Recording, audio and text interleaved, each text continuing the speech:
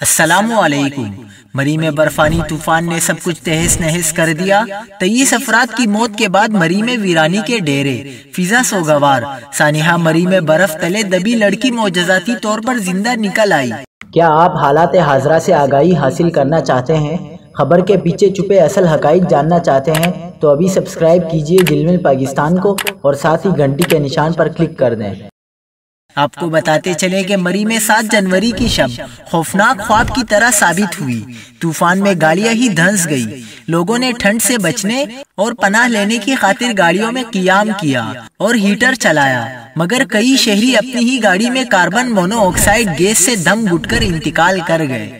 Social media پر کئی دردناک مناظر سامنے آئے جس میں لوگوں کو گاڑیوں کے اندر یا برف کے نیچے لقمہ اجل بنتے دیکھا گیا، لیکن یہ بات بھی سچ ہے کہ جسے اللہ رکھے اسے کون چکھے۔